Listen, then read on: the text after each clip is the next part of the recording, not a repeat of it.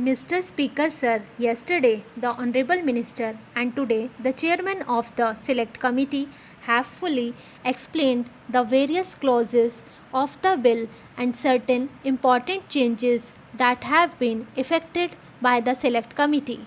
I propose to confine myself to two or three important features of the bill which require re-examination and close attention by the government. Sir, I need hardly emphasize the important role which the electricity supply undertakings play in the national economy of the country. Indeed, the development in other spheres depends upon the full development of the supply of power, and this bill is of vital importance, affecting as it does the development of electricity supply undertakings in the country. I am focusing attention on the role that the private electricity undertakings are playing in the supply of electric power with a view to drawing the attention of government to the difficulties that are bound to be faced by these electricity undertakings in one or two directions. In this connection, I would not therefore like to take much of the time of the House, but I would like to draw the attention of the Honorable Minister to what my Honorable friend Shri Tulsi Das has stated and with whose comments I am in full agreement. As a matter of fact, the approach of the government to the bill is to fulfill three basic considerations so vital for the healthy growth of this industry. Firstly, that its proper control and regulation is but necessary. I fully agree that this is subject to certain differences on basic aspects, but the important consideration governing this bill is to attempt at providing suitable incentives to the industry which alone can enable it to increase its capacity to the desired extent. Therefore, I would like to refer to the incentives as provided in the bill and to the need for liberalizing the clause in respect of the fair return to the investors in these undertakings. I would like to draw the attention of the Honorable Minister to the fact that since the passing of the original Act in 1948, only 8 states throughout the country have constituted the statutory electricity boards.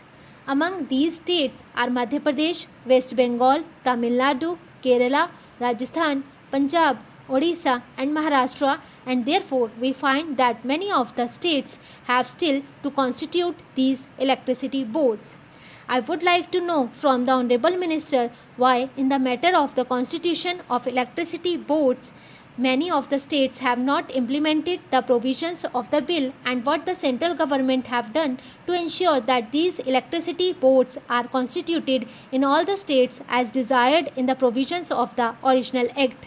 Perhaps it may have been the problem of taxation which some of the states may have in view while not proceeding with the constitution of the electricity boards, but whatever might be the reason, and even as far as this question of taxation is concerned, the central government may have to lay down some sort of subvention or such other assistance as is found necessary. I think that this matter of the constitution of the electricity boards throughout all the states is of vital importance and should be looked into by the central government to ensure that necessary steps are taken in the remaining states for the constitution of these boards.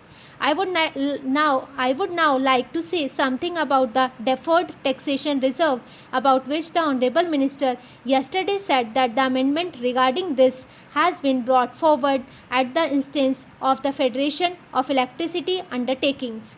The whole complication arises due to the fact that the provisions of the Income Tax Act and the provisions of the Electricity Supply Act are contradictory to each other.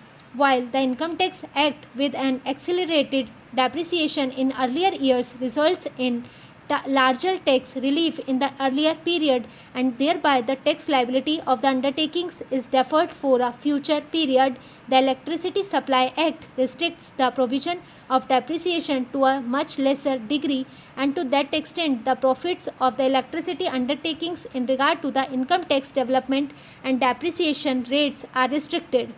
That act lays down a smaller depreciation as compared to what is allowed under the Indian Income Tax Act. What has now been done has been put with certain restrictions that it does not really solve the demand that was put forward by the Federation. As a matter of fact, if the electricity undertakings should have been allowed to set aside that reserve for taxation liability for future years out of the profits which they earn year by year, out of the rate increase which they have put into force from time to time, that would have met the needs of the situation, but the clause at it has emerged would rather create more difficulties than solve them, and it has therefore been further represented to the Ministry by the Federation of Electricity Undertakings. Mr. Chairman, the discussion on the resolution put forward by Mr. Sinha and the substitute motion put forward by Mr. Das has turned out to be a discussion in the nature of a general discussion of the budget of the All India Radio. I do not want to go into all the considerations which have been put forward, but I want to say one thing about the substitute motion that has been put forward by Mr. Das. I think in India we are developing a passion for having committees and commissions. We want a committee or a commission for every blessed thing that there is in India. I think there are millions and millions of things in India. I would say that before we think of having any other commission or committee appointed, we should first of all read the reports of those committees and commissions which are before us, digest them and take action on them, and then think of doing something else. For instance, what is the record of the Ministry of Broadcasting in the matter of the Film Inquiry Committee report? They have now the Press Commission's report. The two bodies have been set up by this ministry. What action has been taken on the report of the Film Inquiry Committee, and what action is going to be taken on the report of the Press Commission?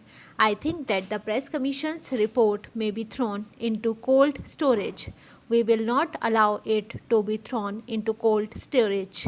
I know what has happened to the report of the Film Inquiry Committee. Therefore, I say that this passion for committees and commissions should be curbed, and we should not run away with the idea that the commission will provide the panacea for all our ills and that a committee will cure all our difficulties and troubles. Therefore, I think it is no use appointing a commission at this stage to go into the question of broadcasting. There is another thing. My friend has been asking for the appointment of a corporation.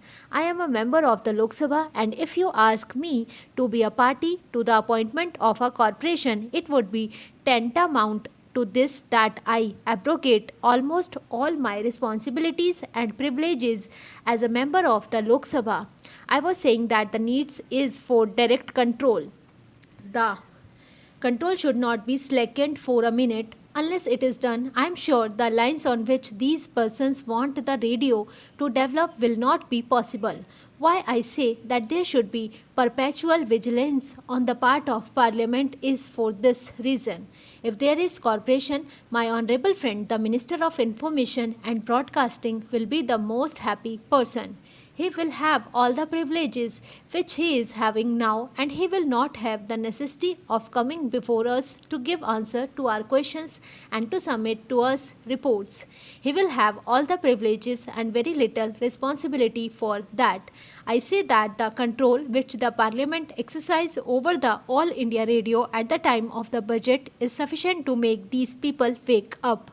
It is sufficient to make these people active who are slack. It is sufficient for those people who practice nepotism to be fair, and if there is a corporation, the whole thing will go away and we shall not have any control over the All India Radio. Now we have control over appointments through the Public Service Commission, and if we have a corporation, I do not think you will have the control. We have control over the All India Radio on account of the Public Accounts Committee and the Estimates Committee. My friend have said that the Estimates Committee has suggested 92 improvements to be made in All India Radio. I think that shows how effectively and how comprehensively the work has been done. When work of that kind is being done by the Estimates Committee and the Public Accounts Committee, and when the whole thing comes before the House, I do not see why we should have